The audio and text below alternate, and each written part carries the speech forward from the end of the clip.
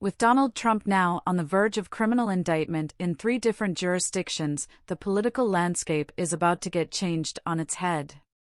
Most of the narratives we've heard for the past year about how Trump would never be indicted and would instead skate into the 2024 election cycle are about to go out the window. But we're also about to get hit with a whole new round of false narratives about where things will go from here, so it's important to be prepared for what's actually going to happen. We don't know whether the Fulton County District Attorney, the Manhattan District Attorney, or DOJ Special Counsel Jack Smith will indict Trump first. Fulton County appears to be days away at this point. But Manhattan is also seemingly deep into the indictment process.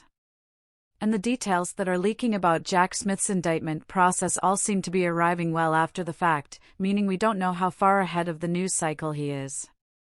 Moreover, we don't know if any or all of these 3 prosecutors are coordinating the timing of their indictments in any way. But once Trump is criminally indicted, a familiar process will play out. Trump will be ordered to surrender himself for arrest and processing. He'll have an arraignment hearing, during which time he'll surely ask to be released on bail. The question of bail always comes down to the whim of the judge who's randomly assigned to the case. But in the Fulton County and Manhattan cases, the odds are good that Trump will be granted bail, because the charges are nonviolent. If the DOJ charges do include the Espionage Act, Trump might have a more difficult time getting bail, and could instead be looking at house arrest. If Trump does get out on bail, this will set off a round of defeatist hysteria across social media like you've never seen. There will be wounded cries of "No, he's gotten away with it all." There will be claims that Trump will immediately flee the country no matter what. But none of this will track with reality. In Trump's narcissistic mind, he has to believe that he can convince a trial jury to acquit him. So even with an overwhelming and obvious criminal case against him, he's far more likely to simply go about his business while he's out on bail, and hope for the best at trial. So in that sense, the notion that he'd try to flee the country, in which case he'd be giving up every last bit of what he cares about in life, is an absurd one. It's the kind of notion that only makes sense on Twitter, and not in the real world. If Trump does get out on bail, he will surely continue to try to masquerade as a 2024 presidential candidate. But his indictment alone should cause his already weak favorability rating to drop even further. Remember, this has never, ever been about his base. It's only ever been about his secondary layer of support outside his base, among people who like what he's selling but don't worship him. They'll look at the fact that he's been indicted, that he was just arrested, that he's out on bail, that he's awaiting criminal trial on serious felony charges, and they'll decide that it's just not realistic to line up behind him for 2024. The minute Trump is indicted, his 2024 campaign will become a joke. By the time he's indicted in multiple jurisdictions, his campaign will be a rather weak joke. At that point, Trump will likely face travel restrictions. He'll have to check in with the courts. Other 2024 Republican presidential candidates will spend every day pointing out that Trump is awaiting criminal trial and won't be available for 2024. This doesn't mean that Trump won't continue forward with some semblance of a 2024 campaign. It's just that his candidacy will fall apart rather quickly.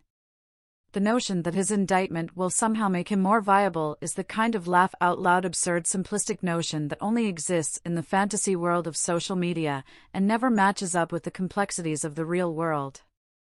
If anything, once Trump is indicted, he'll merely be limping along with his campaign, making few appearances and no real effort, in an effort to bring in money to pay for his legal bills.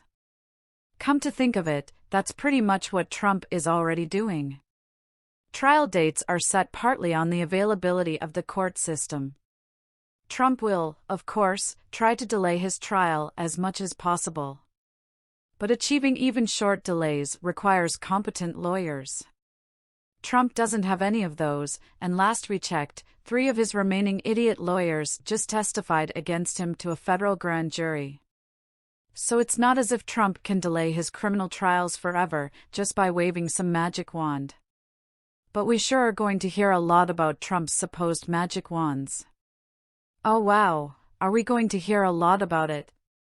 The same folks in the media and pundit class who told you Trump would never be indicted are now going to turn around and tell you with certainty why Trump will never be convicted.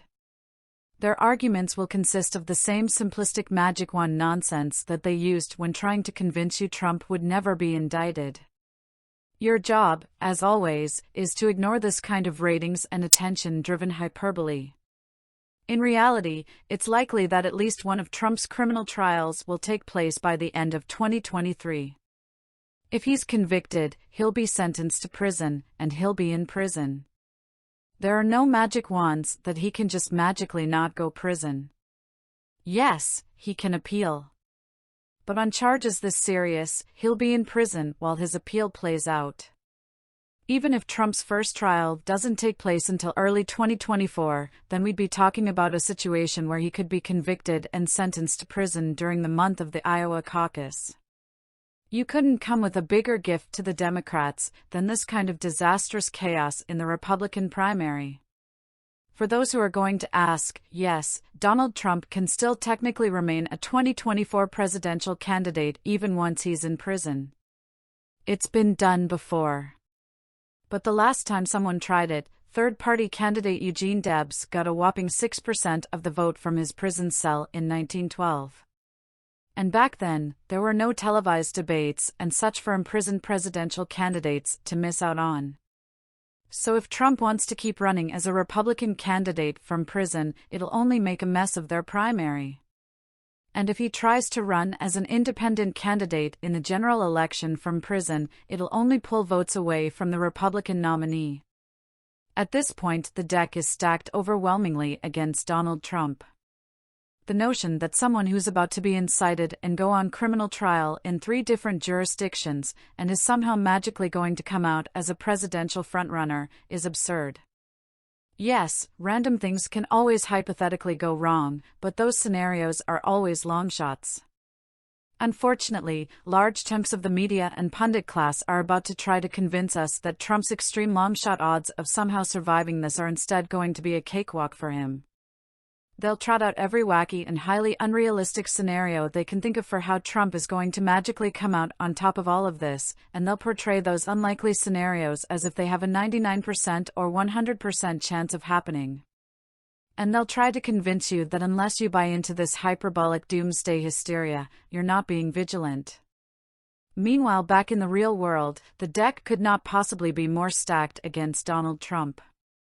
He's about to be indicted and arrested. And then he'll be indicted and arrested again. And again. In his best-case scenario, he'll be limping along while out on bail, ahead of a series of criminal trials that are likely to land him in prison before a single 2024 primary vote is even cast. Along the way, the 2024 campaign he'll be trying to run will be a punchline and a charade that even he won't be able to pretend to take seriously. Vigilance means actively focusing on real threats, not sitting around obsessing over indulgent ones. Donald Trump's life and existence are being shattered.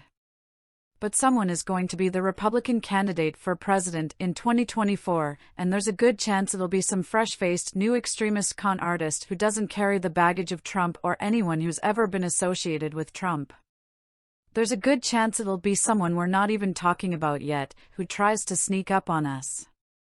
Let's be vigilant about that threat, even as we watch Trump get steadily dismantled.